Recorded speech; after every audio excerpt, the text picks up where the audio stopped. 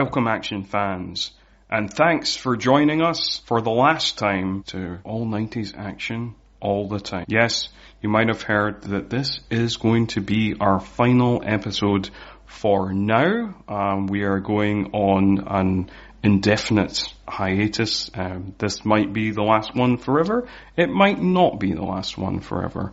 We shall see. It's just become kind of a little bit too much to do this podcast alongside my other podcasts, New Horror Express, and obviously my regular co-host runs another podcast as well, Bloodhound Picks. And the scheduling has just become a little bit too much.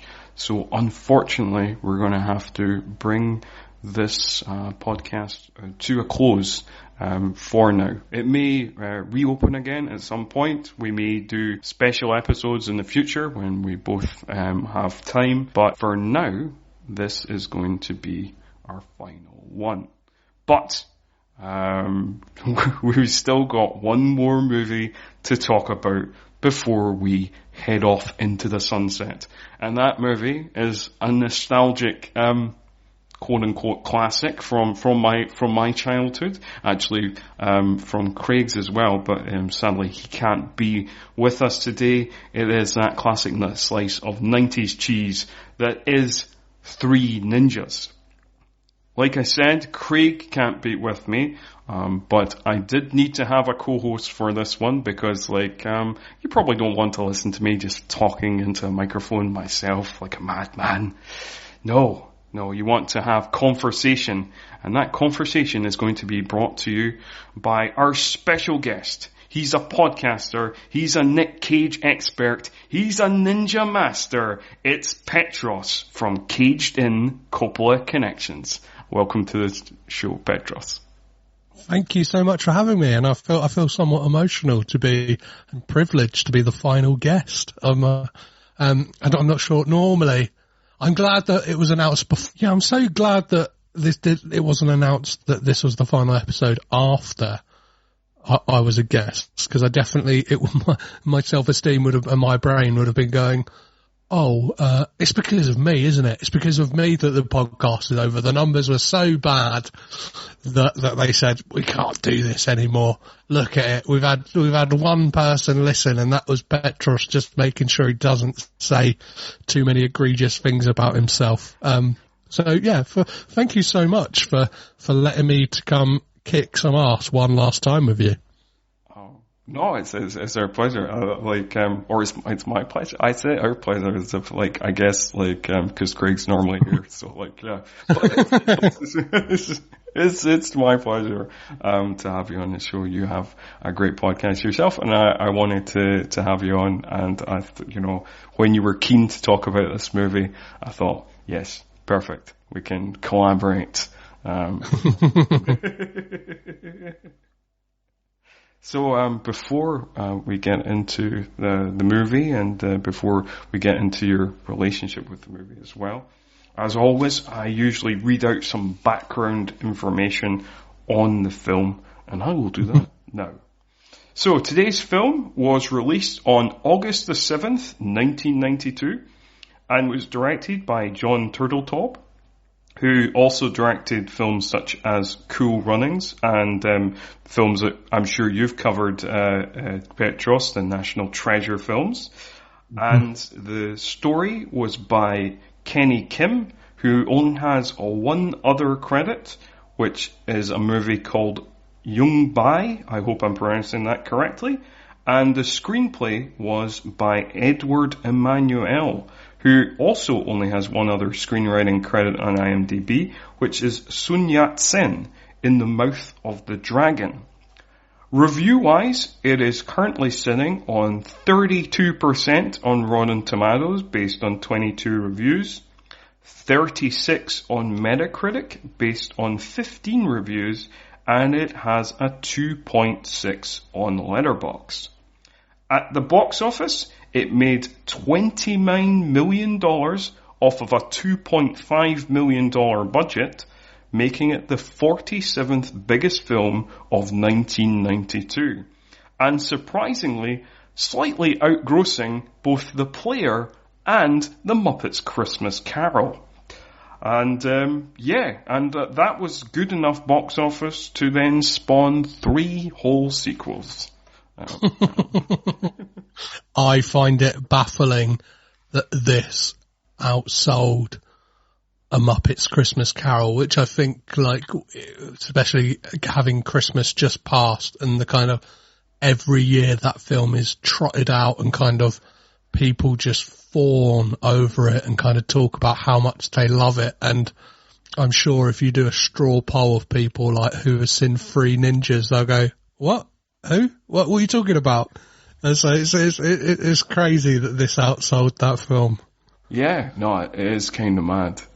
Like, but it's not, it doesn't always add up, you know, because I was looking at the box office for 1992, and in terms of the films that people remember and the films that are at, you know, were big at the box office at the time, it doesn't always kind of match up, because, like, this movie made nearly 3 times as much as Glengarry Glen Ross. Wow. Like, Glengarry Glen Ross made like $10 million at the box office. This made $29 million, you know? And it was like, you know, again, you know, if you're a movie head, you know, if you're a, you know, a cineast, you know, obviously you'll be aware of Glengarry Glen Ross. And like most people would be like, Three Ninjas, huh? You know, unless you're of a very specific age group, i.e. you're probably in your mid-30s. 90% of people, you know, won't remember this movie. Yeah.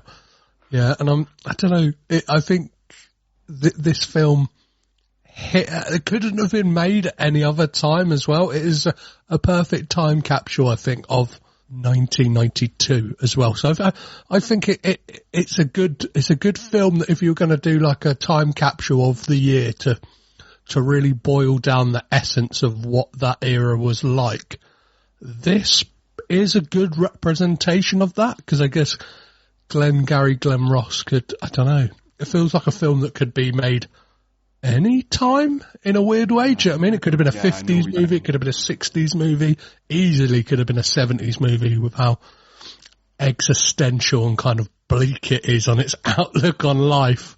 So yeah, I think Three Ninjas really encapsulates what the early 90s was like in cinema in a weird way, especially kind of popcorn fare. Yeah, I absolutely agree. And I think, like, everything about this movie is so early 90s.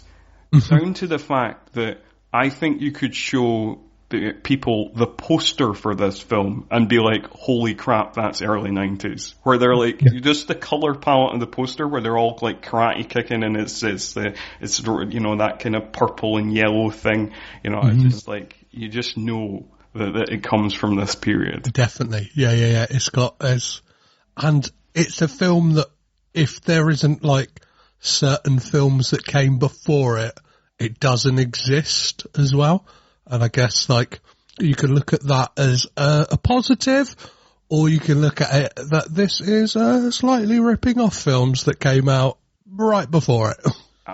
That is very true. Like, I guess given the review scores, it was looked on negatively by critics of the time. But it is like a kind of weird mix-up of like various things that were kind of various movies that had kind of come before it. You know, it's kind of like part Karate Kids, part Bill and Ted, part Home Alone, part Teenage Mutant Ninja Turtles. Yeah, and even like part Beverly Hills Cops 2 as well, in like some regards, like the FBI kind of angle to it, and like, I don't know, the whole arms deal like aspect of it feels very like 80s action movie. So very much feels we're in the right place to be talking about it as well on this podcast. Absolutely. Even down to the fact that weirdly the actor that they got to play the villain, Rand Kingsley, who like only has like one other credit. Like he was just in this movie and like in something else. Even down to the fact that he looks a bit like Steven Seagal. Yeah. Yeah, he looks like that, or like a poor man's Terry Silver. Yes, I was also thinking that. Yeah, it's like he's a bit Seagal, he's a bit Terry Silver. Yeah. I definitely think they had watched Karate Kid 3 as well. Like, because I almost feel like they draw more inspiration from Karate Kid 3 than they do like the original Karate Kid. Yeah, it feels like they kind of like go, we like those bits from 1, we'll crib those. And we like the kind of villain aspect of somebody who's like an adult villain. Do you know what I mean? It's like kind of the first film, the villain somewhat is Johnny, and the kids, even though you have Kreese kind of as the puppet master, like Terry Silver. And I guess we'll see that come to fruition in Cobra Kai season 4 with Terry. Maybe this is the time that this film gets reassessed, is like, obviously that has had its like resurgence and stuff like that, and like Terry Silver's going to be back on screens. Maybe people will see screenshots of this film online or whatever and be like, oh, maybe I should check out that. He looks a bit Terry Silvery. We'll check out what Snyder's got going on. Yeah, and like, it's like, I actually really like Ryan Kingsley's performance in this, like, as Snyder, cause he just seems like he's having such a fun time. He's just like every action movie villain cliche rolled up in one, but I still kind of enjoy that. Yeah, and like really, he comes out with some like really adult lines for a kids movie as well.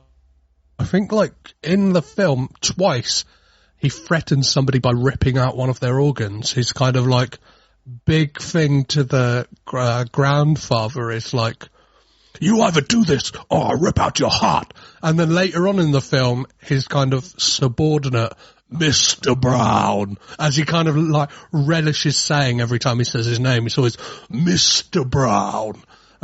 He threatens to rip out his liver. And it's like, that's pretty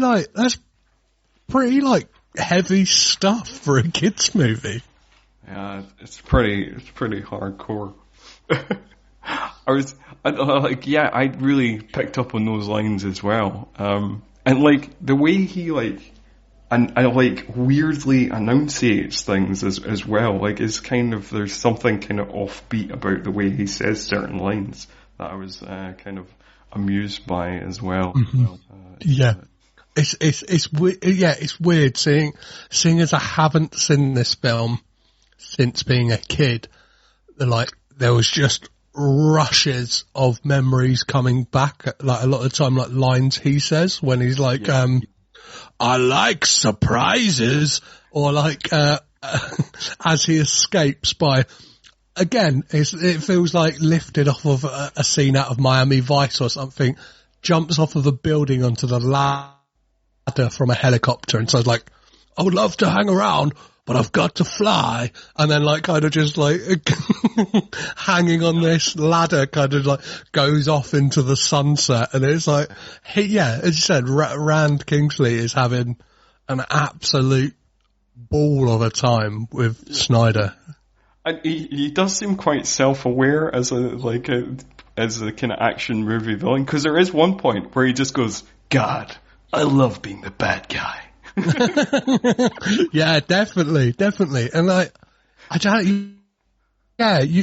you often think like, I don't know, like, is it cliche or is it like how self-aware are the filmmakers in regards to that as well? Do you know what I mean? Is that scripted? Is that something that like he's kind of gone, oh, I know the assignment, I'm going to kind of play about here with it? And like, I think, I don't know, tonally, his character could be seen as a bit jarring. Like this film definitely is a mix of tones and kind of, the things it's going for.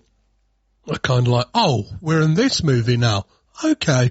Like, I'll go with it. I'm enjoying it. Like, let's see where it goes next. Yeah, there is definitely various kind of levels of kind of like, because like you say, there is elements to this movie, particularly near the start of the movie, that's like, it's like a kind of gritty 80s action movie, you know, with like the FBI sting, you know, at the start.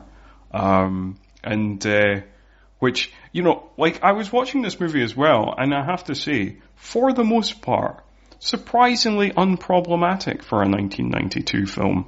But there are certain elements. One of those elements is like one of the FBI agents is undercover as like an Arab sheik, and he's just got he's just got this really fake looking stick on mustache and this kind of it's not a turban, it's like, you know, what would you call them? Yeah, like the headdress with the kind of the headdress.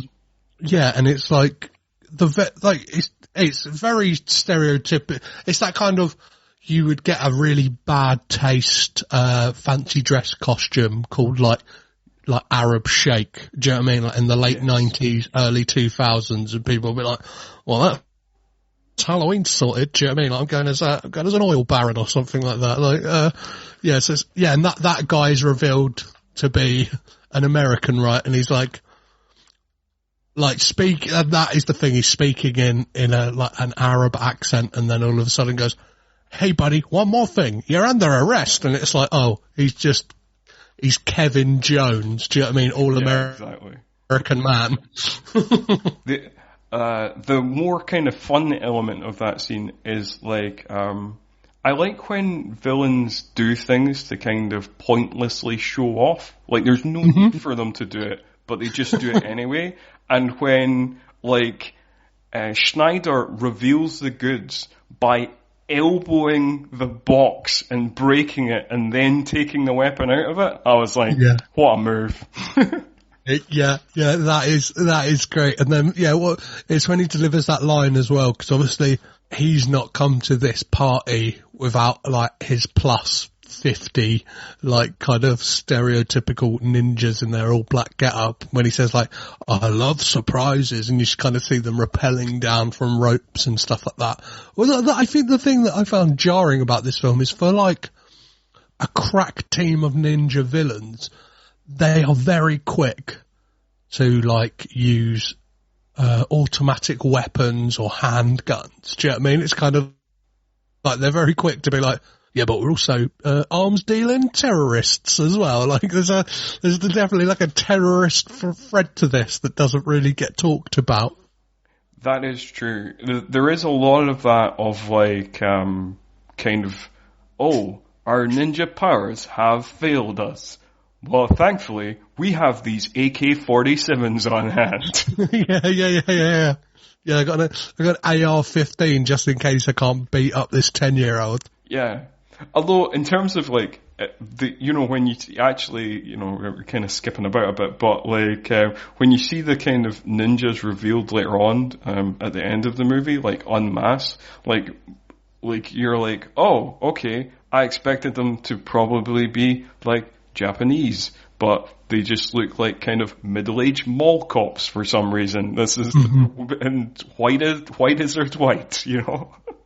You get a bit of tokenism in regards to kind of representation from like, the Asian community in certain roles, and I'm sure we'll get to one of them who gets, one character who gets kind of. We'll get to that. We'll get to that later.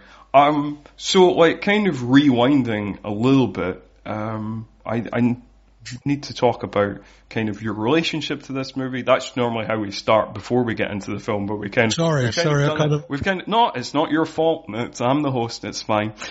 We've done it a bit backwards. We've got overexcited. So let's talk about that now. So Petros, you can. So I'm trying to think when exactly I would have seen this. So it would have been definitely pre-1999. And I remember it would have been recorded off the TV in like a brief window when we had Sky for a year. Cause I remember it had like the Sky Movies like title card on the VHS we had recorded it on off the TV. And I remember, it was definitely pre-1999 because I remember after we got rid of Sky for some reason our satellite dish picked up German TV. So like, I remember around then, like, watching Jackass maybe on, like, just because we picked up German MTV and stuff like that. But I'm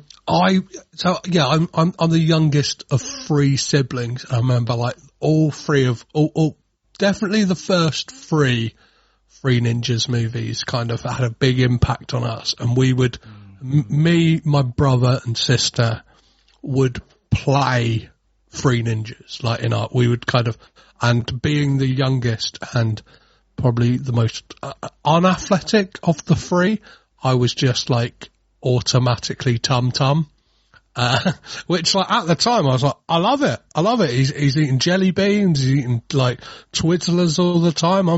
I'm into it. I'll be the little rotund third wheel of the gang, and I loved it. It was kind of everything. I remember, there's photos of me in a karate gi as a kid. I lapped it up. I remember again being like, I love Teenage Mutant Ninja Turtles. I love the Karate Kid. So this was very much in my wheelhouse of things that I enjoyed, and it felt weirdly, and like, especially looking back on it now and talking to other people about their experiences of this film, is like, it felt like it was mine.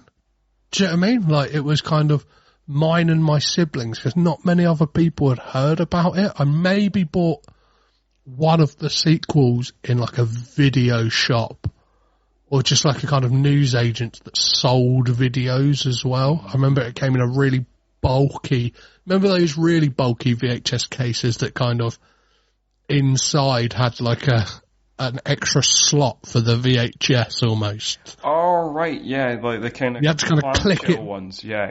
Yeah, you kind of had to click it down into it. Yeah, so I'm pretty sure like Kickback came in that.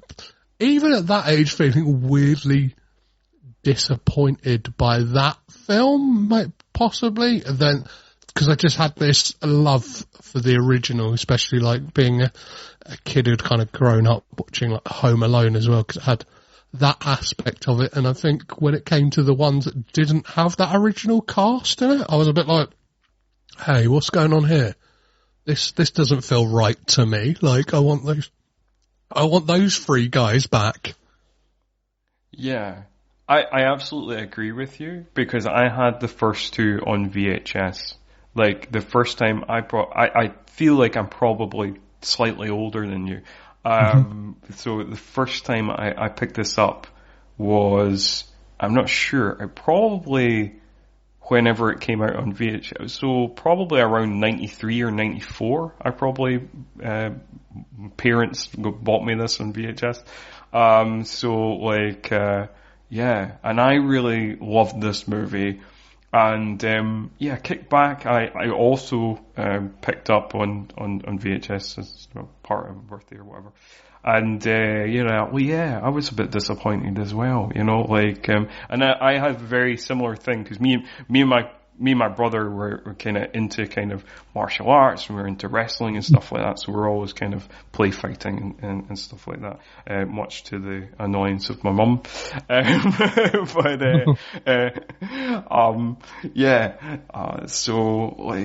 And it was just, it just struck me at the right time, I guess. I like you, I was very into Karate Kid, I was very into Teenage Mutant Ninja Turtles. Later I would get into like Bruce Lee and Jackie Chan and all that. But when I first picked this up, I was a little bit too young, for those movies. And, I just thought this movie was great. I mean, obviously it's not as great as I thought it was when I was, 7, 8 years old, but it's still quite a fun watch. Yeah, that is the thing. Like, I went on a podcast called Ramblin', an Amblin podcast, and I picked a film solely off the basis of something that I remember as a kid absolutely loving. And then once I picked Three Ninjas, I was like, I'm excited, but at the same time, I'm apprehensive because after talking about Harry and the Hendersons, I was like, I don't think it's as good as my like childhood memories of it are. And it's like that element of sometimes you wish you had kept things in the past. Do you know what I mean? Just kind of have those memories of them. Whereas like this experience of watching it again was kind, I don't know, it was like seeing old friends again, and like I could kind of forgive it for its foibles and the things that didn't quite work. 'Cause it was like a real hit of nostalgia, because I imagine at the time it meant so much to me, like, and I must have watched it because like, I don't know, I almost had like sensory memories just from hearing like certain lines, or like like the score for it just kind of like really just like brought me back to eating fish cakes and waffles as a kid, like watching it and absolutely loving it. So yeah, it was good to watch it and not have my fucking not have my childhood ruined, as a lot of fucking big babies say online a lot of the time. Oh yeah. Oh god, there's a lot of that. But I get what you mean in terms of like there are certain movies you watch as a kid and you love as a kid, and then you go back to them years later and you're like, yeah, this is not good at all. It's not even a fun time. But like like it brought back all these kind of warm childhood memories, and it did feel like a kind of like an old friend. And yes, I can see its flaws, and there are certain things in it that I can see now that I couldn't see as a kid. I've seen like a lot of martial art movies now, and like as a kid, I thought the fight choreography in this movie was badass. The fight choreography in this movie is mediocre. Let's be honest. Also, like, in the opening scene, there's things that you just don't pick up on as a kid that I pick up on now. Like, for example, how obvious Victor Wong's stunt double is a lot of the time. Oh, yeah. It's a man half his age with like a pillow, like on, like kind of strapped to his belly to make him look like he's a bit more portly. And they did like one thing I always look out for in like stunt doubles is hair, and they don't even bother. Like, it's the worst wig. It's the worst grey wig they've put on this guy. The hairline's not right. Like, they haven't got the kind of recede to the right point. No. They kind of, and you kind of watched it going, either, I don't know, it's like that thing of like, either get someone who can do it, or don't make him do, or don't make the character do all this outlandish stuff. Do you know what I mean? Like flips and kind of like, I don't know, moving around like he's a 22-year-old. Like, make him move around, make the fact that he is an older man a part of the humour of it, not he's some kind of superhero ninja master who, for all intents and purposes, is not teaching these kids ninjutsu at all. He's teaching them karate. Well, that is the thing with, I mean, the funny thing about this movie is, sometimes it forgets that it's, a ninja movie. And, yes, all the kids were martial artists. They at least went to the lengths of casting kids who were martial artists, all trained in karate. So like the main style that you see in the film is karate. And sometimes the movie itself forgets that they're the ninja thing, because like at one point Snyder talks about karate studios, and at another point the dad, who clearly must know that like his stepfather, his father-in-law, not his stepfather, his father-in-law is like a ninja guy, because it's talked about by the mother plenty enough. But he at one point says like, stop training them that karate.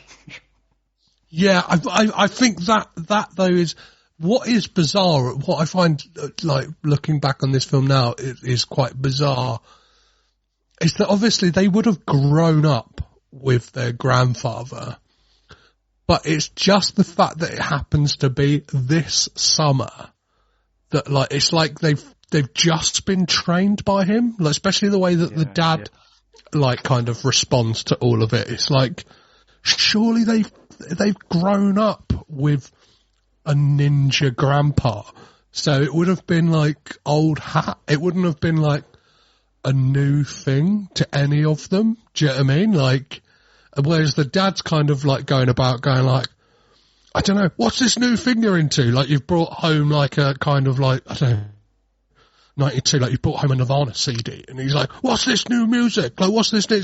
It's not that. It's like, that you would imagine that it would have been ingrained in them from kind of like being toddlers, that they kind of, legit, I mean, like hitting things and stuff like that. But the film treats it like this is a totally new thing to all of them, because it's like that summer is, that we get at the beginning is treated like it is the awakening of the ninja in them, and it's like, but at the same time, it's like you've grown up with your grandpa being around, or unless they didn't, and the film has done a terrible job of not explaining the fact that he's not been on the scene, and this is the first summer that they've got to spend with him. I don't know. Yeah, but that just can't be the case, because they seem quite advanced in their training. They don't seem like they're like white belts or anything. You know what I mean?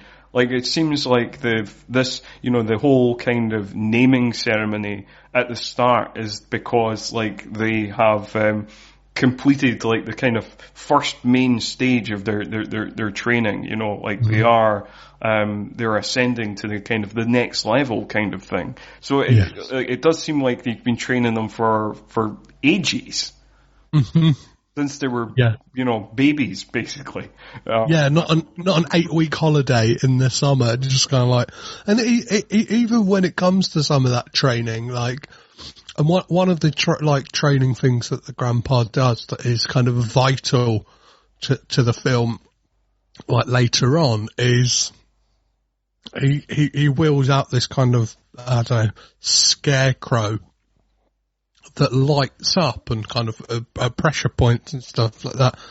And he kind of shows them very quickly like how it works, and then goes, all right guys, you've got an hour with it and then you're done. And it's like, surely that is something that you would like to really master, that technique and all of those, like to really know those points minutely. Cause he has that big speech, doesn't he? Where he's like, hit the doll here, and like, and then Rocky does it, and then moments later, like, hit here, and he's like, "But Grandpa, that's the same spot." And he's like, "No, it's half an inch difference. It makes all the difference in the world." And then he says to him, "You've got an hour, guys. All right, have fun. I'll see you inside for dinner." And it's like, what's going on? Yeah, I mean, they are kind of presented as kind of martial art geniuses in the movie, because like you don't even have those kind of scenes where like you normally get in like martial art training montages, be it in like Karate Kid or Kickboxer or whatever, whatever you're watching, where like the master tries to teach them something and then they don't quite get it, but then through a montage they manage to get it, kind of thing. Like, no, these kids just pick everything up immediately. Like he says, when he's talking about like kick here, then but no, it's a half an inch difference. They've still immediately hit all the things first time. So, like, obviously they only need an hour, because, like... a slight theory I have on this is that the whole film, because obviously, like, it opens with the kids narrating it, which and they're like bickering and like kind of saying like, this is all about the summer that changed our lives when we became ninja masters. And like, you could look at the film that like, it is told from their perspective. So as being children, they are fucking lying about how good they are at karate. Like, that's a way you can explain away how good they are at karate. It's just been like, do you know what I mean? Like, if a kid tells you a story and it's like, yeah, and then I did this and I did it first time. Like, do you know what I mean? As opposed to like, I don't know, leaving out the bits where it's like, I was a bit crap at this certain thing. But that may be me giving the filmmakers and the writers a bit too much credit, and especially a thing that an element of the film that happens at the start and then is dropped completely, maybe, well, seconds after it happens the first time. There's no more voiceover whatsoever. That is true. That is true. I like, it is an interesting theory. I like the theory that parts of this film actually took place, but other parts in the film did not take place. They're just lying.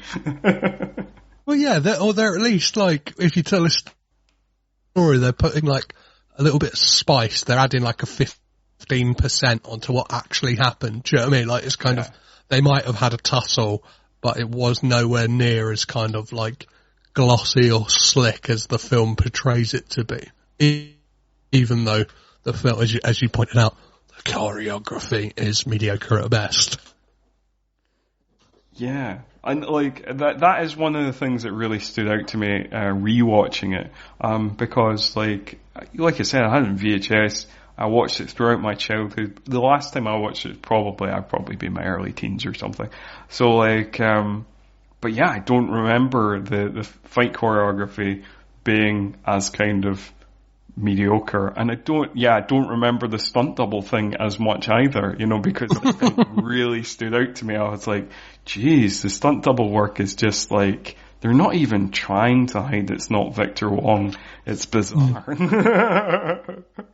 I like the fact though that they kind of learn the mistake, not mistakes, but they kind of, they see something like The Karate Kid and be like, oh, that film takes like a good 40 minutes or so before like Daniel is even doing karate. Like, this film is literally opens with like a montage of them training. Do you know what I mean? It's like straight in with kind of, here's some ninja stuff, here's them kind of doing their training, whether it's, and kind of culminates in them like planning an ambush on their grandpa, like jumping out on his car and trying to beat the shit out of him. And it's like, I kind of understand what their dad has some gripes with. It's like, if he's like, yeah, this is how you plan an ambush, kids. Do you know what I mean? Not even, and like the kind of lesson he tries to teach them is like, don't go into a fight, like, don't go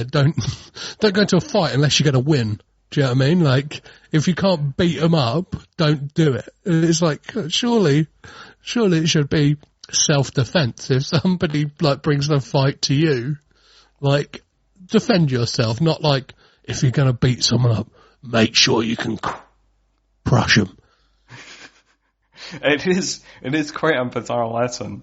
But I think, like, you know, what you were talking about of like it going straight into a training montage, I think that's part of probably why it appealed to kids at the time, because this movie is like a pure sugar rush. Like, I clocked it when Snyder visits Grandpa, at his house, and the three ninjas are fighting his goons and Grandpa's fighting some of Snyder's goons. That happens 15 minutes into the film. Yeah. Like, things just keep happening, and you're just like, I'm going along with it. Yeah, so at that point we've had a montage, we've had the arms deal, we've had the naming ceremony, like, it's a full, like, no messing about, and it's like, really, like, in regards to writing, it is kind of like, let's set up the stakes for this as quick as possible. And then kind of, I don't know, gets waylaid a bit in the kind of middle of like, what is this? Do you know what I mean? We kind of need to pad out the middle. It's like, oh, we've seen Home Alone. Let's do that. Or, do you know what I mean? Like, let's have like a 5 to 10 minute sequence of the kids playing basketball. Like, That's true, yeah. There is you do have like this first opening kind of 20 minutes or so that's just like non-stop action, and then it's like the filmmakers are like, yeah, we can't keep this pace up. And also, what's the plot of this movie? Oh, okay, we'll try and establish some sort of character or narrative. One of the things I wanted to say as well is like we've discussed that generally this movie's relatively harmless and unproblematic, but the one line that I think you cannot get away with now is when the kids are singing, and at one point when they're coming back from Grandpa's, and Rocky sings the line, and I shot my poor teacher with a 44 stud. And I was like, yes, that's a pre-Columbine line if ever there was one. Yeah, that's like pretty heavy, right? And it's kind of, I don't know, it's bizarre. It doesn't feel like the kind of song you would be singing if you just had the summer of your life. Do you know what I mean? No, like, that's true. I know going back to school is a kind of like, I don't know, sends people with dread and kind of cold sweats, but like, yeah, to say you're going to shoot your teacher is definitely over the mark and what is cool. Definitely, for sure. And that's, there's a clear, obviously, sociopathic side to Rocky that is not explored in the movie, but yeah, further examination needed on that. So I suppose we should also talk about like you mentioned, the kind of Home Alone part of the section of the movie. And, we have these 3 kidnappers because Snyder, despite all his resources and stuff, obviously the FBI is watching him, so he cannot order his men, even though, anyway, we'll talk about that in a minute, to go to the house of the Douglas kids. So he orders his man, his sidekick, Mr. Brown, to get, people to kidnap the kids. And those people are these, like, surfer dudes who are clearly ripped off from Bill and Ted and kind of movies of the time. Like, I was going to say Wayne's World as well, but I don't think, or maybe the SNL sketches existed at this point. Like, the movie, I can't remember, I don't know when in 92 Wayne's World came out, but they came out the same year, so probably not ripped from the movie, but the sketches, the SNL sketches might have already been there, I guess. Well, it's that archetype, isn't it, of those kind of slacker dudes. And I don't know, they don't seem like the type, not to like pigeonhole, but they're like, their introduction is that they're sticking up like a convenience store, and it definitely like, logic is thrown out the window as well, because of the type they are, they kind of like, no cares in the world, just eating stuff in their van, like throwing the crusts or whatever in the back, or like just, throwing rubbish everywhere. But the leader, Fester, has a pager, which like doesn't fit the archetype that they are, especially seeing as they have a sticker on their van that says "Die Yuppie Scum." A beeper feels very yuppie. Do you know what I mean? Like it feels like everything they're against. You're absolutely right. When you were talking about him having a pager, I was like, yeah, it does seem like a yuppie thing, and the fact that they have this "Die Yuppie Scum" thing on their van, it just seems like incongruous to what the characters. I don't know. The characters, again, like, I'm not sure. The actors playing those guys do definitely feel like, particularly the guy who plays Fester, do definitely feel like actors playing slackers. How in the way that, like, Alex Winter and Keanu Reeves come off as, like, convincing slackers of, like, they could be those characters. Whereas, like, this gang, you do feel like, they're play acting. Yeah, and like the one of the things I like noted when like Fester came on screen, and like his kind of face is like ingrained in my brain, is he looks like a young John Larroquette, like the bad guy from Richie Rich. Yes. Yeah.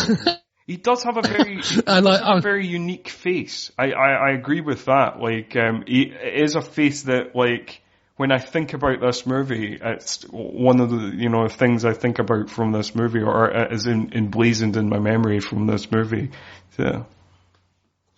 But and back to your point of like why they are brought in, like the film does do a job of kind of explaining why, but then like their explanation as to why then presents problems further down the line in the plot. Is that like Snyder and Mr. Brown are very aware that the FBI are kind of trailing them. So they're like, oh, we can't use our regular goons. We're going to have to get somebody outside of the kind of sphere of our regular people. So they go for these guys who I think like Mr. Brown mentions in the past, they did like some delivery work for them. Yeah.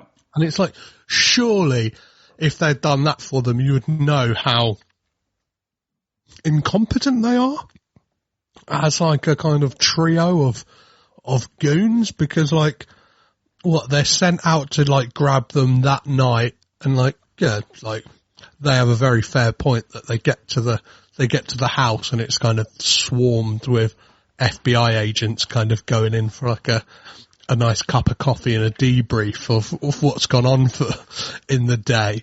And then they like proceed to basically stalk the kids the next day, right? Yeah. They like kind of stalk them in the van while they cycle to school or cycle through some sort of thing that is, told you to keep out, but they just want to do some BMXing, do some jumps and stuff. Oh, Tum Tum doesn't. He doesn't want to do that. He likes downhill, but he doesn't like the jumping. I'm sure as well that when they get into that fender bender with a cop car, those guys would be wanted for something, considering the night before they had like stuck up a convenience store. Do you know what I mean? Like, they seem like, as we said, like Fester is he's got a very like recognizable face that when that cop had that fender bender would have gone, hey, you match the exact description of those guys who turned over that store last night. And even that is like, when they're in that store, they like fire off a few like warning shots beforehand. It's like, that feels like something that would not be allowed in a kids movie today, right? It's kind of like, sticking up a store and being like, here's a couple of shots, we mean fucking business. If you don't give us the money, we're actually going to shoot you. Yeah, it's quite intense for a kids film. And like you said about the lines, Snyder delivers about like ripping out livers and hearts, it does seem like quite, meaty stuff for a kids film, for a family film. It's like, this is a bit, seems maybe a little bit over the top, but you wouldn't get away with it now, right enough. But back in 1992, it was all good. I guess somebody we should talk about is Emily, because yes. she very much feels like a product of the time, and by that I mean a very poorly written female character who seems to, her only agency is, oh, Rocky, like, what? She's on board with the name straight away as well, and she's like, oh, Rocky, what are we doing? Are we doing this? She's kind of like plays this almost like damsel in distress, but also like takes on like a motherly role straight away as well, where she's like, oh, don't be showing off and stuff like that. And it just feels like, oh, really? Is that how you're going to write like a female character in this? Like, she's riding her BMX with them. Do you know what I mean? Like, she's there willing to do the jumps and stuff like that. It's like, I don't know, cut her some slack, guys. Do you know what I mean? They just treat her like shit. Yeah, I mean, like you say, it's very much a product of the time. Like, she spends most of her screen time either swooning over Rocky and kind of being like, oh, Rocky, oh, or like being, like a nag, you know, and that's how she's written, and, you know, telling them off, and, you know, like you say about showing off and stuff like that.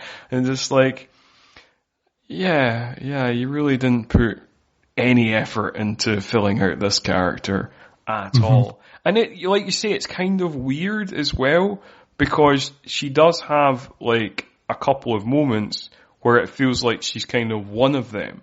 Like in, you know, when she, in the house, when in the kind of Home Alone segment that we're, you know, kind of getting into, like when she's kidnapped by the kidnappers and she's held at gunpoint, she, like, you know, stamps on the guy and then you know, punches the guy in the face and that, and in that moment she's like, oh, she's all right, and you kind of think at that moment it's like, oh, she's kind of becoming more one of them or something like that, or maybe she's got, but like, no, basically that's her one moment of like being a bit badass, and then she's just put back in her box. And yeah, there's really it's a nothing character. It doesn't really need to be there, because it's so poorly written. Yeah, and like another kind of plot point that kind of, I don't know, kind of comes out of nowhere, and I'm not sure, like, I'm pretty sure that like its resolution has been edited, like the film has been edited in a way that the resolution was supposed to come a lot earlier.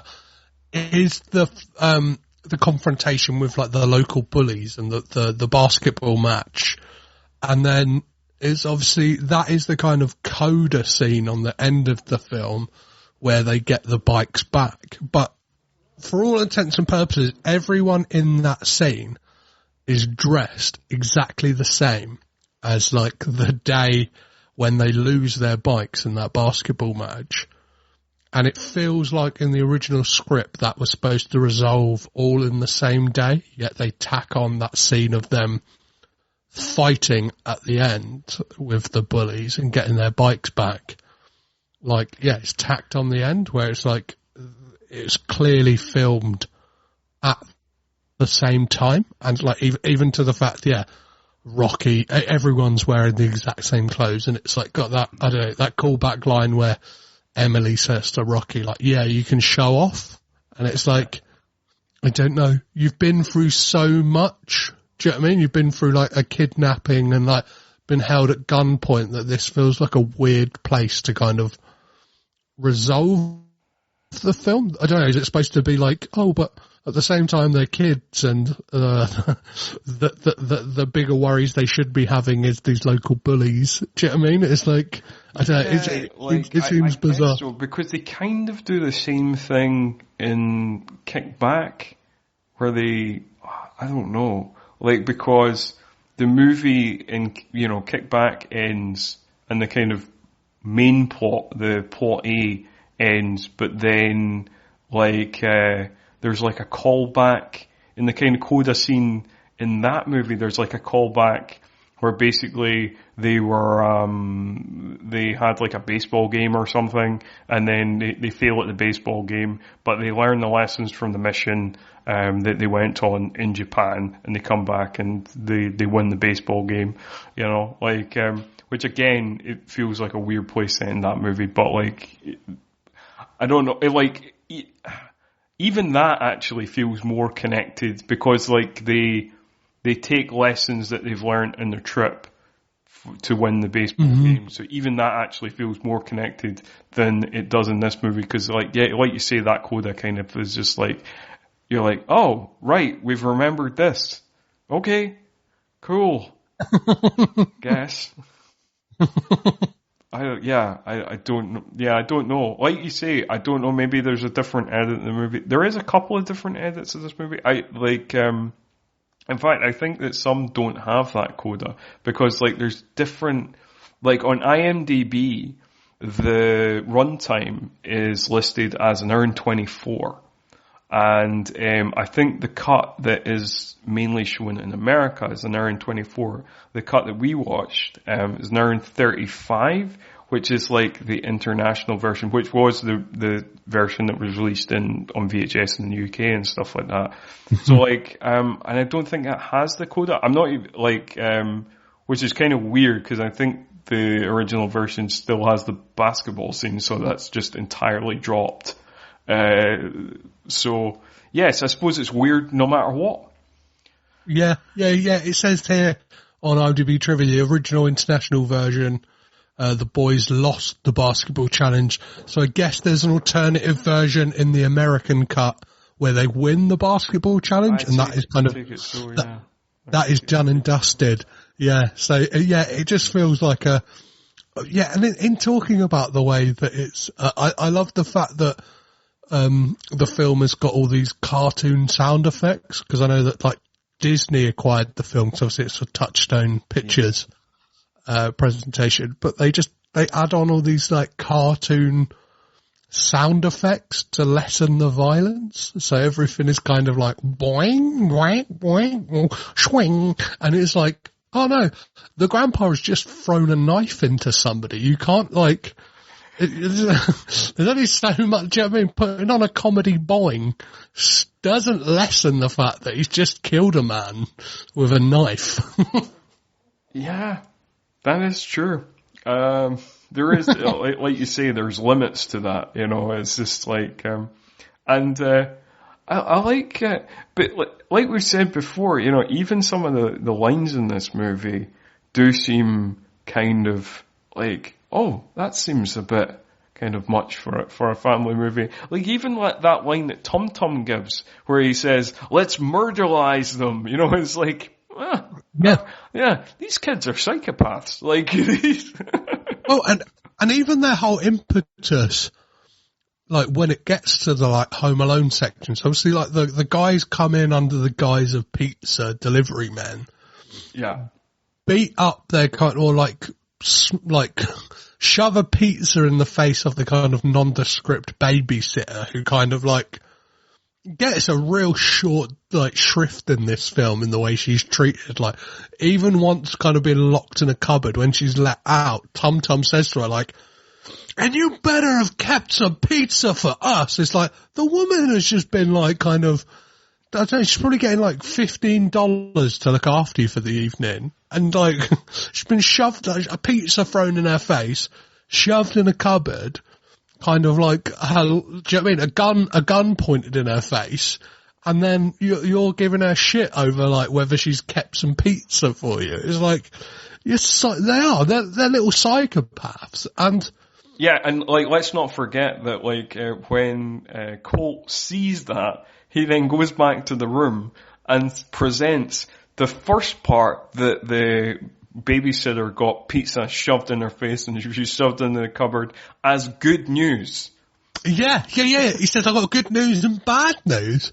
Yeah, it's like, fucking hell, like, justice for babysitter, I'm saying.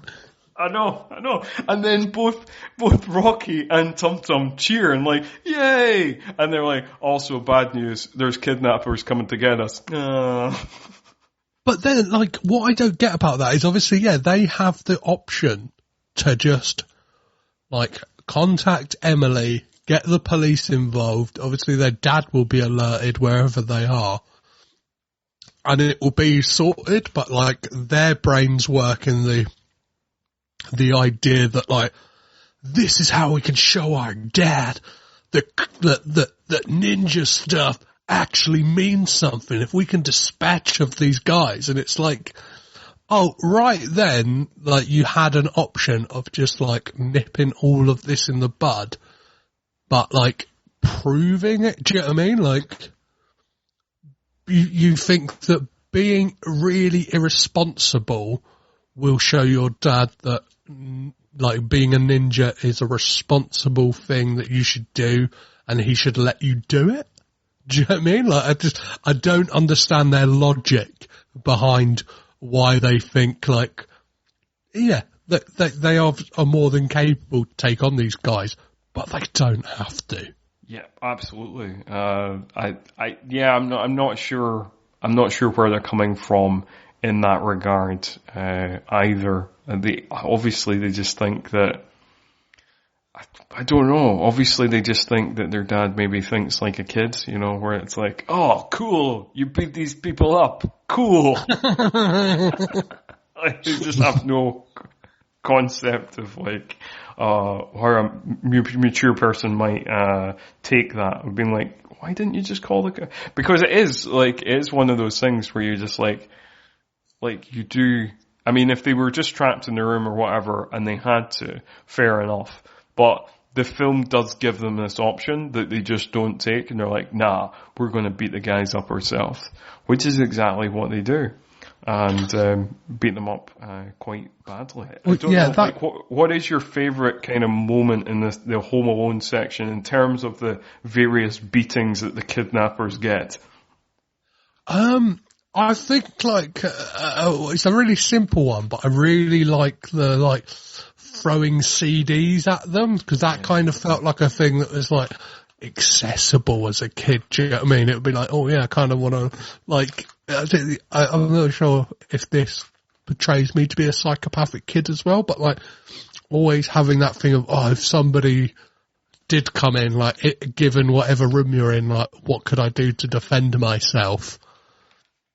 And I think the thing of I've got CDs. If I could just kind of ninja Death Star them at their heads, that would be pretty cool. So I think, that's pretty cool. Cause some of the stuff they do, pretty I don't know, it rivals Kevin McAllister and probably trumps him in a way of kind of cause basically at one point Rocky I don't know, is choking out and it near enough hangs Fester. Do you know what I mean? By getting all the ties around his neck and just tying him up, and it's and then there's that other nameless stooge who gets the fire equipment or whatever, that kind of coal pincher around their neck, and it's I think they're going to kill these. At some point, I think they're going to kill these guys. It's not about beating them up. I think they're actually going to kill them. Yeah. Yeah, no, I definitely, because I remember finding that jarring even as a kid. Because some of it seems quite fun, it's they're slipping on oil, they're slipping on jelly beans, they're having CDs thrown at them, they're being potentially lynched. Wait, what was that last one? Yeah. Yeah, and that's it is very much like a 10-year-old's fantasy, isn't it? Stuff that you would do, apart from the lynching, the whole, putting laxatives. I remember finding it really cool. They're going to put laxatives in their Coke. And it's as an adult, you go surely they would have tasted that or noticed the kind of the change in consistency, because it goes from looking like Coke to looking like some kind of melted milkshake almost, in the cup. Yeah. And I think you probably would have been suspicious of that. Yeah, and so that sequence is, it's got some fun, I guess, the kind of MacGyvering little pepper bombs of just using spices and stuff like that is a cool touch. I just find it really funny that Rocky says to them, let's go to phase 1, and they immediately know what phase 1 is of their plan. It's everyone's had so much time to plan this. It's what is it? The kidnappers say first we get to feasting, then we get to felonizing. And it's so you've come in, and you're we're just going to sit down for half an hour, have a pizza whilst the kids are just upstairs. And obviously they've put an action plan in place. It's very bizarre. So kind of the fact that, it's not like Home Alone where it's from the moment they're trying to get in, they're being stopped. This is they come in, have a little sit down, they formulate a plan upstairs, where it's this could have been ample time to just get the hell out of that house. Do you know what I mean? Shimmy out the window. I'm sure they could have, all three of them shimmy down a drain pipe, yet they're hiding in the underside of a bunk bed in a chest, in a kind of chest of drawers and in a laundry basket. It's come on guys, this all could have been a distant memory. It could have been, your memory could have been, remember that time we were almost kidnapped, as opposed to you remember that summer we were kidnapped? And the funny thing is as well, like, Colt could have told them that too. Like, cause he hears that line about, first we feast and then we felonize. Like, so he could have been like, I think we can escape, down the drain pipe or something, cause like they're gonna like eat some pizza, have some Coke before they even attempt to try and, snatch us. So like, maybe we can just shimmy out, but no. The battle must commence. Yeah, because their plan doesn't really come into place until they had been in their bedroom and then they go and check their parents' bedroom. And it's like, Colt, you take the room that's being renovated. Tum Tum, you take the kitchen. And Rocky's like, I'll just deal with the situation at hand as it is. And what does he do? Just he ties the doors together, or kind of like gives them a bit of rough and tumble. Yeah, at the top of the stairs. It's bizarre. But I don't know. I have a fondness for it. Do you know what I mean? I sound like I'm just shitting on the movie, but I'm looking at it through 30-year-old eyes, not 7-year-old eyes. Yeah, absolutely. And I think like there's something fun about the movie's shamelessness. Like there's a bit in the Home Alone sequence where Colt goes like, "Oh no, kidnappers," and does like the Kevin McAllister hands to the face thing, and you're just like, you're not even trying to hide the movies you're ripping off, are you? You're just being like, it's completely cynical exercise here. Yeah, and obviously like the kidnappers almost play like a kind of wet bandits trick as well of like getting Emily to come over by doing like that. They feel like free Daniel Stearns. Do you know what I mean? Yes, like in that kind of, instead of having like the cynical like brains of the operation in a Joe Pesci's Harry, they're just all Daniel Stearns. They're all fucking idiots. Yeah. It's Pinky in the brain with no brain, Exactly, yeah. It's all Pinky, no brain. Yeah, definitely. Oh, I do love, I love a bit of slapstick comedy though. But so like, I still laughed just as much as I did as a kid when they kick open the door, say surprise, and then the door slaps them in the face. It's just yeah. Yeah, that's right. Because they have like the ultimate kind of 90s kids bedroom as well, right? And that's the thing. It brings me back to the point of like, why is their dad surprised that they're into ninja stuff? Obviously they have hired somebody to come in and paint their walls with like this kind of ninja mural on the wall. It's like, so this can't be a new thing. That wasn't done in the time that they either got back or the time they were away. This must have been an ongoing thing, and they've got their Nintendo, because you see Tum Tum playing Mario 3. They've got like this trampoline. You've got Rocky with his kind of 2 tins and a bit of string, which gives you better sound quality than like Zoom or like, do you know what I mean? Like doing a phone call, apparently. Yes, I feel that as one of the many unrealistic things in the movie, but it's something that I just rolled with as a kid of like, oh yeah, of course, like that sort of setup. You could hear the person perfectly like you could in an actual phone call. Yeah. It's like they send big and gone, they have the walkie-talkies, which would have been a perfectly reasonable thing. It's like, oh no, we're going to give kids unrealistic expectations that they can get a couple of baked bean tins and a bit of string and have chats. It's like, I've tried that. It doesn't work even like, I don't know, like 2 feet away from each other. Like, do you know what I mean? Let alone a couple of like, the house across. And then we get to the end of the Home Alone sequence, and we find out that the Home Alone sequence was entirely pointless, because despite the fact we have established in the movie that Snyder cannot send his men to the house, that's exactly what he does. Yeah, I don't get it. And like, I don't get that the Home Alone sequence happened at all, because you would have thought, and I don't understand why the parents have gone out as well. So obviously like the dad is aware. It is known later on as well that the FBI have been trailing the grandpa who's been onto Snyder and his goons at the boat, that they haven't somehow like put a guy in a car outside their house as well. Yeah, absolutely. You'd think that would be kind of around the clock, because obviously the dad has been on Snyder's tail for a while. And like, even there's a bunch of stuff there that doesn't make sense either, because in the first kind of raid scene, where like he looks like he's going to get Snyder, but then, the ninjas rappel down from the roof like we were discussing earlier. It's not like the dad, Sam Douglas, was in like a massive disguise. He was wearing sunglasses.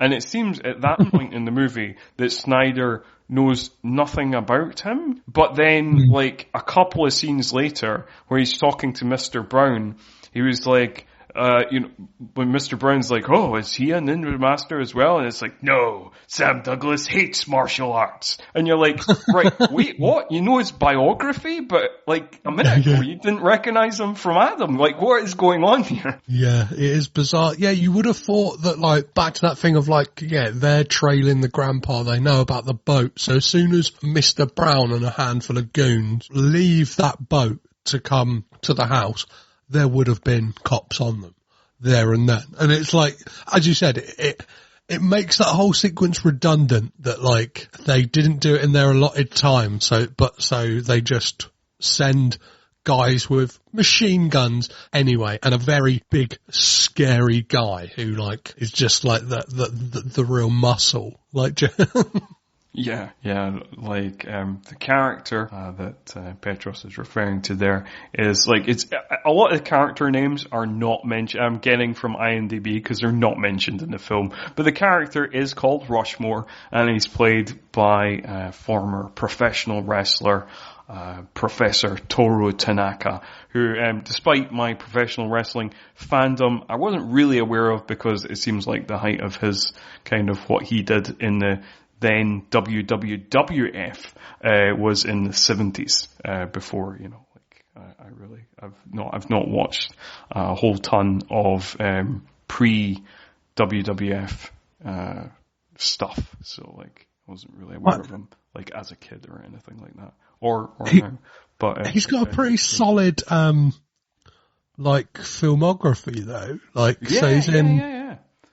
He's in, because I feel like people listening to this podcast might recognize him most as Sub-Zero from Running Man. Yeah, or he's this sounds like a very bad credit for a film, but he's listed as Tough Asian Man in Last Action Hero from 1993, so a year later than this film, and a film that I think I have a similar fondness for that I have for the Three Ninjas, and I've watched recently, and I think still holds up.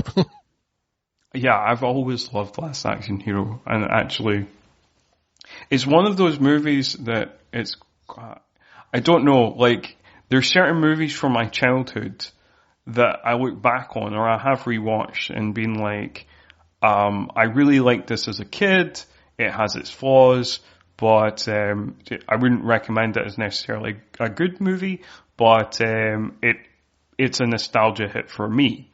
But I don't know, I feel like there's enough in Last Action Hero that I actually do think of it as a good film, despite its flaws. Yeah, it feels like a nice little kind of send-off to 80s action movies, right? It kind of feels like the kind of... Yeah. Right, that's kind of done with. Let's move on to the next generation of it. It kind of feels like because after that the action hero gets reinvented with regular men as opposed to the Arnold Schwarzenegger and the Sylvester Stallones. Despite them still making films throughout the 90s, the baton's passed over to, I don't know, Keanu Reeves or, like, do you know what I mean? Like, a lot more of like an everyman, a Bruce Willis, or even like a Nick Cage to some degree. Like, yeah, that's true. Like Die Hard's kind of the dividing line of like, how kind of how action cinema kind of goes into the 90s. Yes.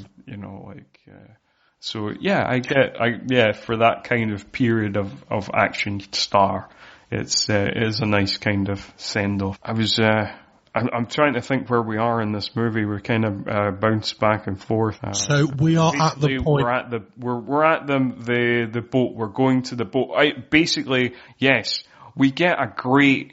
Before we get to the boat, we do get a great hero shot of Victor Wong in the car lights in shadow, which is it looks real nice, and I think is one of those kind of great kind of fist pumping moments in the movie. He gets some great moments. There's one that always that made me laugh today, where he's obviously knows something's going down, and he's in his full ninja gear earlier on in the film.